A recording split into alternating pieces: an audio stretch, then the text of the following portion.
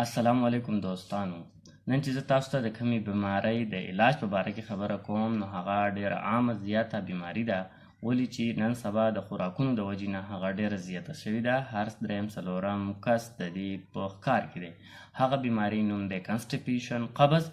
او زه تاسو ته د کنسټیپیشن د قبض د کنټرول کولو دپاره صرف یو شربت ریکومنډ کوم چې دغه صرف نوم دی لیکټولوز. زه به تاسو ته د لیکټولوز یوزز، د دې د ساید افیکټ، د دې کانټرانډیکیشن، د دې ډوز په باره کې د معلومات درکوم، او دې سره به زه تاسو ته هغه سټپ ښایم چې هغه تاسو کوئ نو تاسو به قبض ډېر زیات کمي. نو د لیکټولوز شربت استعمال چې دی نو دا د قبض دپاره دی.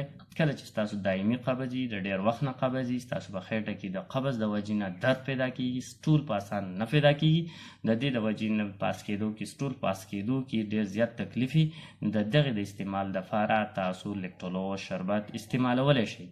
د دې نه علاوه هیپیټک انسیفالوپاتي یو بیماري ده چې دا د ینې بیماري ده.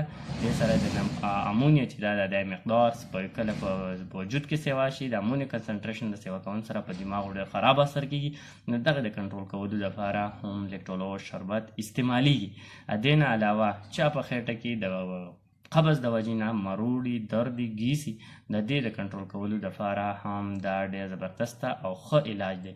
هغه څوک چې د بواسیرو ښکاري، بواسیري ورته د بواسیرو د مریض له پکار دي چې د ټولو نه لاول دا د قبض کنټرول کړي، ولې چې قبض د سره د بواسیرو کوم بیماري ده دا ډېره زیاته سیوا کېږي. نو د دغې کنټرول کولو دپاره هم د بواسیرو مریض دپاره پکار دی چې دا د لیکټولوز شربت استعمال کوي. د دې سره به د بواسیرو کومه مساله ده هغه هم څه حد تر کنټرول وي.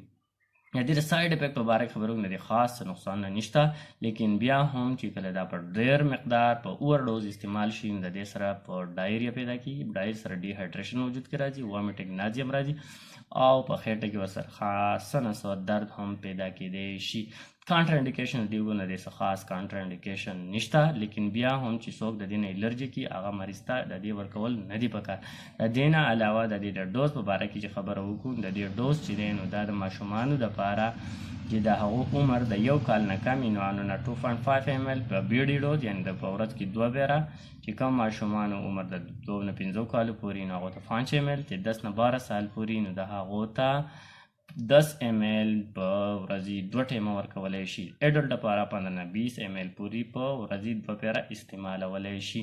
د دې نه علاوه زه تاسو ته هغه سټپ وښیم چې د هغې سره قبض کنټرول کېږي. نو د هغه دا دي چې د ټول نه به زیات نه زیات به اوبه استعمالوئ، هغه خوراکونه به استعمالوئ چې هغه کې فایبري لکه فروټ، سبزیانې استعمال به ډېر زیات پکاري. دې نه ورزش، اکسرسایز به په ریګولر بیس سره کوئ، نو د دې سره به قبض کنټرولي. تھینک یو.